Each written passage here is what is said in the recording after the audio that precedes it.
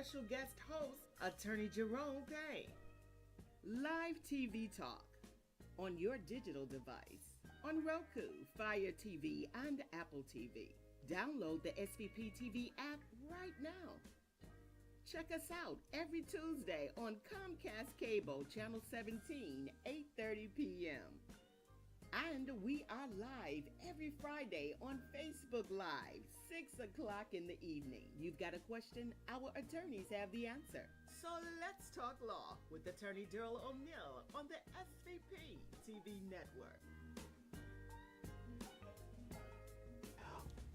Welcome to Talking Law with Daryl O'Neill. I'm your host. I got my main man, Jerome, with What's me. going on, Daryl? Man, it's another day in the neighborhood. Oh, yeah. You know, Jerome, we spent the last few shows really, and how is this legal, is we're talking constitutionally. Yes.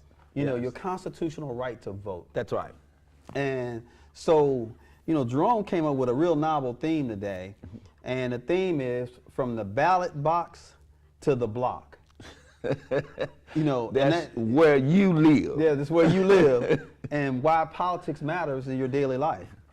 So our theme, you know, and we'll give our shout outs here in a minute. Our theme is many people believe politics only matters when it's time to vote congressman in or when it's time to vote a president in. So that's every 2 years or 4 years. Yeah. And any other time, any in between elections, nobody does anything. You know, what we hope to happen here is to demonstrate in this episode why politics really matter and why you, voter, really matters. Yes. Every single day that you wake up. All right, so Jerome, let's give our shout outs. Shout outs to California. Shout outs to Little Rock, Arkansas. Shout out to West Memphis, Arkansas. Shout out to Memphis, Shelby County. Shout out to Mississippi. Shout out to the great state of Missouri. Shout out to my wife, Adrian. Jerome's wife, Gwendolyn. A full name, so since we're doing full names. Yeah, full names, okay. And shout out to my family for, you know, support me on this. Sure, this absolutely, show. yeah. You know, and Jerome, when you were talking to me about this topic, you know, I mean, at points I may have saw myself, Jerome. Oh, really, there? Yeah, I mean, because there is a time when people like me say politics don't matter. I absolutely have heard you say it there many times, that you don't get involved in politics. And I always cringed when you did it. Yeah. But I understand why you did it. But because you walk two trails anyway. And so, but the average American cannot disengage themselves from this process because it's a daily walk with politics, because it determines where you live, how you live, what you live, and how you eat, where you go. I mean, we can go on and on and on there. So well, take it. Go ahead, I'm sorry. No, you go ahead. Well, you know, and it's funny you say that, you know, when Michael Jordan was in the league, and you know, the Air Jordans were really going big, and then people were, you know, wondering why he wouldn't stand up and make, you know, these political statements or take a political position. Right. And Michael Jordan said, Republicans buy tennis shoes too. So right. I'm not going to alienate anybody that has a right to buy it. And there, you said a mouthful right then. So it boils down to one color, and that color is green. Yeah. And so, but everybody respects green. But when we get back to it there, people say they don't watch politics, they don't watch it, they don't follow it, they don't vote. Yeah. And they're really, that's why we are in the condition we're in right now. Yeah. I kind of, you know, Jerome, I would actually agree with you. I mean, and when I look at it, and we all look at it, you know, it's the politicians that determine what kind of tax you're going to pay. No question about it. It's the politicians to determine what kind of law they're going to enforce. No question about it. It's the politicians that tell you how much public service or safety that you're going to have in your community, police or fire. And they even tell you how fast you can drive on the street. Yeah. So some streets are 20 miles an hour, some streets are 30 miles an hour, But people will tell you, I don't follow, I don't watch it, I don't like it, I don't do it. In fact, I don't really like it either, Dave, to tell you the truth. Right. Because people will say one thing out of their mouths knowing that what they're saying is not the truth. Yeah. And so I'm a person that if you say it, you ought to be able to stand behind it. Yeah, no, and I many agree. times we don't see that, Daryl. Well, and yeah, I mean, it's easy to say, you know, I don't care. Right. It's easy to say, no matter what I do, I'm not going to affect change. Right. But you know, I can't remember who it was, but somebody said, the biggest change you can make is on your local level. Oh, man. So, you know, I mean, we have the Nashville, or the right now, and I don't understand why people do this, and I'm going to throw this out here. There's a lot of people that, you know, have a Republican ideology, a lot of people that have a Democrat ideology. But now, in the state of Tennessee, everything that is wrong with the state of Tennessee, everything right with the state of Tennessee falls on one political party. Yes. You know, I mean, That's great. Yeah, I mean, and think about it, you know, the governor is Republican. Yes. You have a supermajority in the House and Senate Republican. Yes. You got a president that's Republican. Yes. You got a majority in the House and Congress, the House and Senate that are Republican.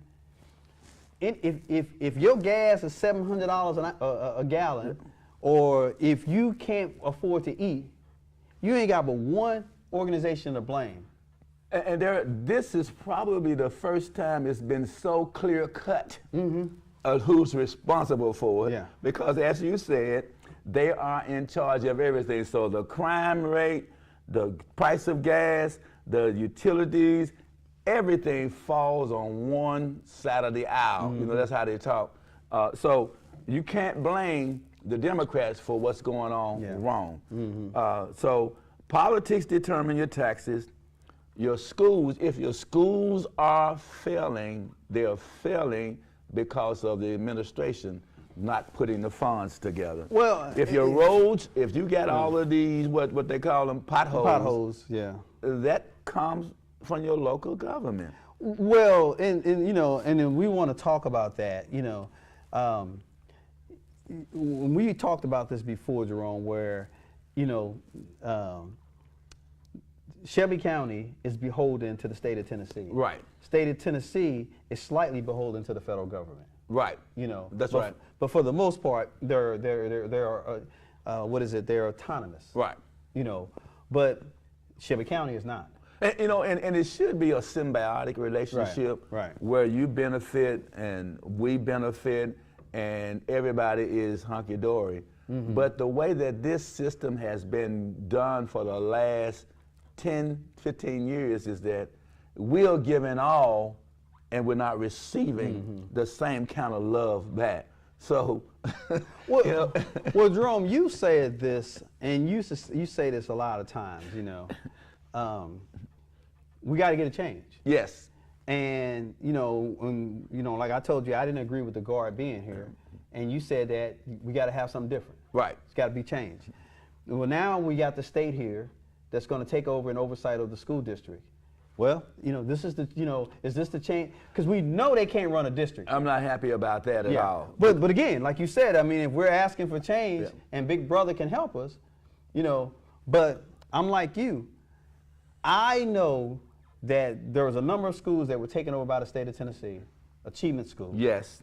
And they never achieved passing level. Never. Any different. But nobody heard any conversation about that. That's exactly right. You know, and I don't know what the percentage of this, the failing is in the Shelby County school system. I don't know what the percentage is. I mean, I don't know the answer to that. Well, I know that at least I've heard that 80% of the children in third grade were not reading at grade level. That's something I've heard several times. Dude, with all due respect. And so. 80% of society can't really read on level. But most things are predictable at grade 3.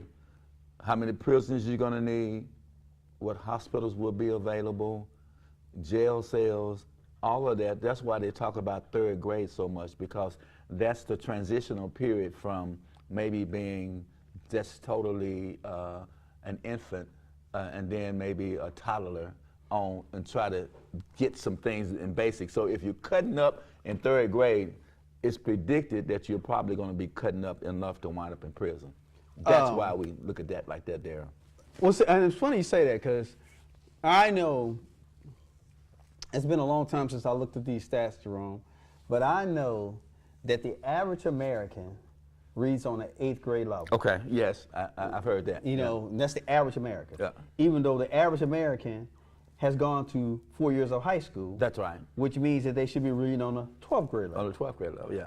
But the average American reads on an 8th grade level, which means that either we don't care, or as long as you're to a point where you're competent. That's beautiful. It's okay. That's beautiful, Darryl. I love that. I love that we see all of these problems, but they're put on the back burner and replaced with something else. Yeah. So certainly, and that makes perfect sense, Darryl. If we cared enough, we would make sure at least everybody would be reading at least on the 12th grade level. Exactly. Because we sit them through the school system for at least 12 years. They went to 12 years. Dude, you at 12, you know. That makes sense. And look, you know, and I'll make this joke. It's not a joke, but it's the truth. Man, I don't know how I graduated. Yeah. You know, I just don't know. I don't remember doing homework. I don't remember reading books. You said that you had never read a book. I had never read a book until I had never read a book until after I graduated from high school. I hear you there. You know, well, you're just a genius. Anyway. I don't know about all that. Apparently so, No. because I cannot imagine you're not making the grades because you can't get in law school. I used to tell my mama all the time, I said, Mama, everybody in law school is smart. Yeah, I agree with that. You can't get in law school unless you are smart. Right. No, I agree with that. So it had to be something going on somewhere between them two ears. Well, okay. You know, I told my son this the other day. There's 2 C's that you have to be in tune with. One of them is commitment. Okay, that's good. Commitment gets you started. Good. That's what it says. And the second C is consistency. Consistency, I like because that. Consistency will get you finished. I like that. So I don't know, you know, my wife, you know, kind of, I can't remember what was happening. She was reading this book. She was in college, and she was reading this book. I wasn't in college. I was a bum, a derelict, right? So she's reading this book, and I'm like, damn. So I started reading the book, and then Black history. Oh. So I didn't know my Black history. So I knew I'm Black. I knew I grew up in a bad neighborhood. I know that part of it, but my wife sparked my reading. Great. You know, and if you ask her, she'll tell you, she'll laugh about it. The only time I ever seen this guy read was a newspaper. Right. You know, and it was the sports section. That reminds me too. Of course, you know, see, I actually had to play like I didn't, that I was dumb, because I was running with a group of people who were not interested in education, and so and a lot of kids today are facing that same situation. Right. It's because, you know, if you're smart, then you start getting picked on. Yeah. But somebody sparked an interest in me, and it came from my Black history. When I started to read, and that's why Black history is so important. Oh my God, man, yeah. And when I started to read about Paul Laurence Dunbar, Richard Wright, those kinds of people, man, Malcolm, and you know, and people who really felt good about being Black. And it's funny you say that, because I mean, and that's what had happened. I mean, and I can take you through the actual evolution. Oh, I got you. So the first book I ever really read, was the Jackie Robinson story. Okay. The second book I ever read was a book called Black Boy. Oh, yeah. By Richard Wright. Uh-huh. The next book I read was The Invisible Man. Invisible Man by Ralph Ellison. Ralph Ellison, you're right. The next one I read, Kaffir Boy. Okay. By Mark Matherbane. Okay. You know, so I mean, and I read these, you know, just in, you know, and you know, the book that the hardest book, and I don't know that I've ever finished it, and it's only about 80 pages. It's maybe a little longer than that. It is the hardest book to read that I've ever had, and I just can't get motivated by it. What's that one? It's yeah. It'll come to you. George Washington Carver was in argument with Booker T. Washington. No, Booker T. Washington was in argument with. But I can't believe Booker T. Washington. Souls of Black Folk. Yeah, that's the name of the book. That's Souls of Black Folk. Souls of Black Folk. I remember that book. And you know, when I started reading it, it was so. It was like he was talking. You know, I don't know who he was talking to. Okay. I mean, it was almost as if it was the intent Okay. to say that I'm smart and I'm black and I'm smart. Mm-hmm. You know, it wasn't a James Baldwin or Ralph Ellison or Richard Wright. Yeah. You know, Yeah. but yes, yeah. And then I remember, after that I started saying, well, maybe this reading thing ain't for me. Because I could not get through this book. I got you. And and then I later on, page here, page there, but I don't know that because I don't remember the ending. So I'm pretty certain I didn't finish the book. So you still think it's on your shelf somewhere? Oh, I know it's on I my got shelf. all these books on my shelf as well. I even read Gifted Hands. That's Ben Carson. Ben Carson. Yeah. Ben Carson was the first surgeon who separated Kojon twins. Yeah. So he separated his mind from reality. He too. was loved. He was loved by black people because of that. Yeah. But then he didn't love black people though. But then he let this, let one of them, was it Trump? Yeah, he was a Trumpite. Yeah, he was a Trumpite. Yeah. Well, originally he was dogging Trump. Right. When he ran against him he was one of the candidates in the 2020 election. Right. Right. And then this guy, Trump becomes president. Instead of making this guy, I don't know, the Surgeon General, he makes him Secretary of Housing and Urban Development, which he knew absolutely nothing about. Yeah. And didn't try to learn anything about it. Yeah. But anyway, we digress. We did. We digress. But look, so tonight, let's talk about the connection between government decisions and everyday life there.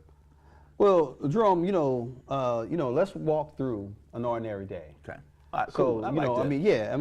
You wake up in the morning, right? Right. And when you wake up, some people take showers, brush their teeth. Most people will go to the restroom. Go to the restroom.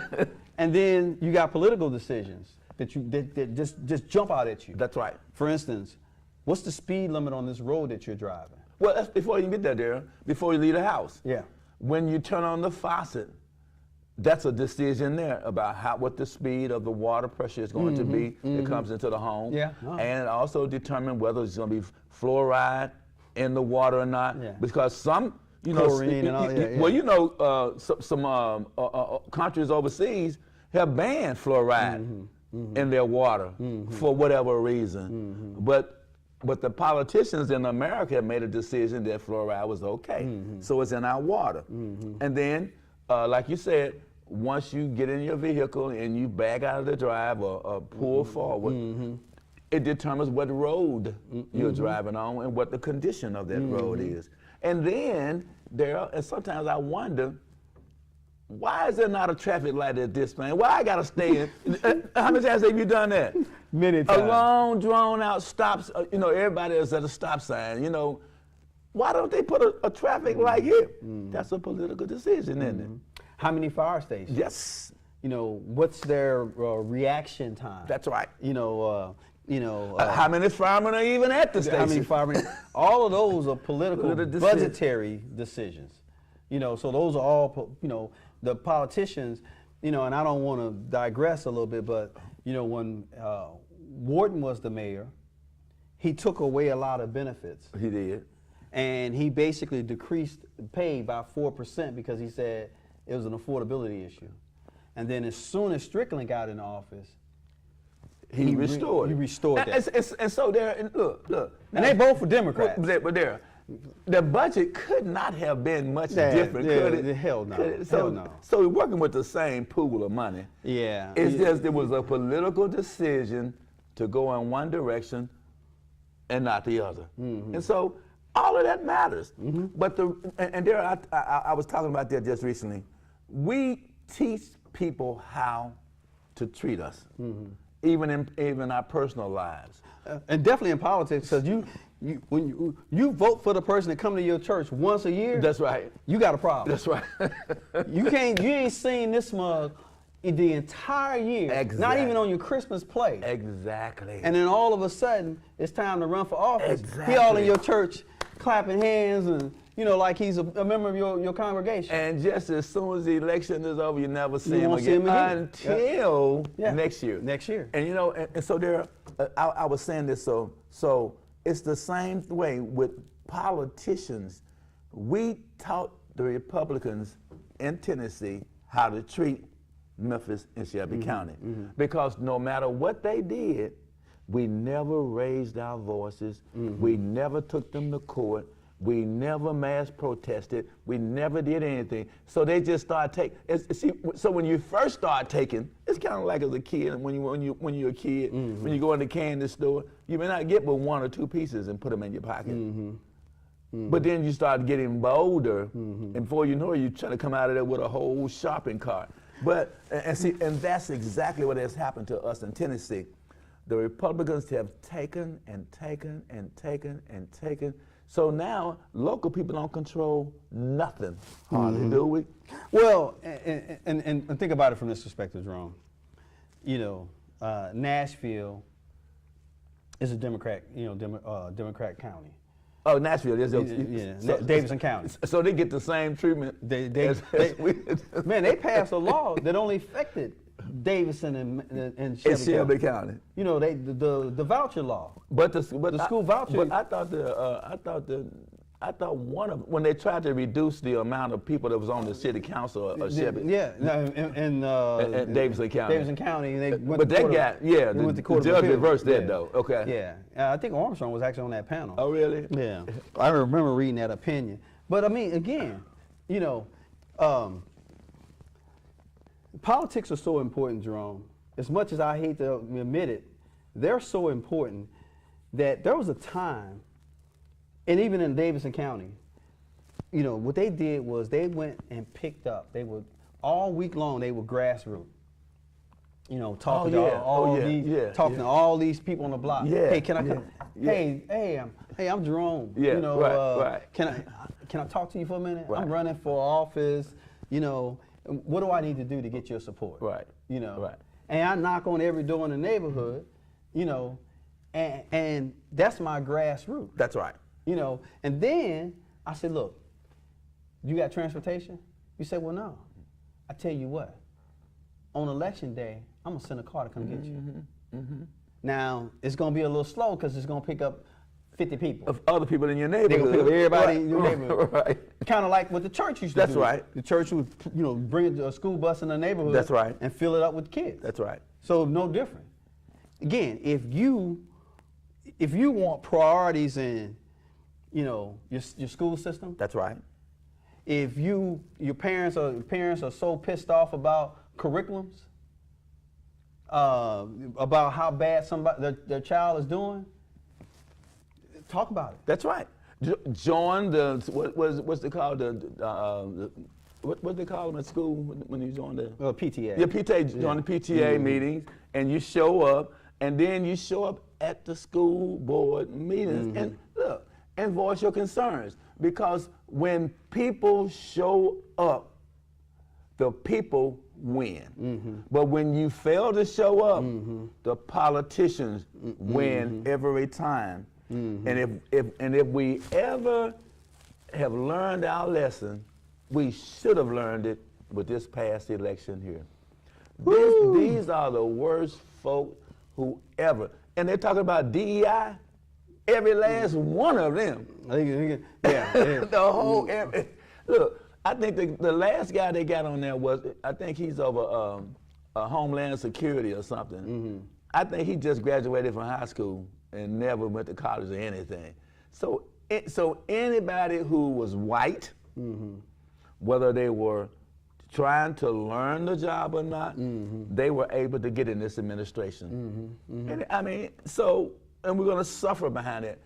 I really don't know if the country is ever going to heal from the situation that we're in now, Daryl. Yeah, we got a lot of fires, and it's gonna be hard. I mean, we got the Iran, we got Venezuela, we got Israel, dealing with some stuff over in Israel. We got Afghan still. We got Iraq still. And the thing about it is, we had gotten out of these wars. Mm-hmm. I mean, mm-hmm. Biden.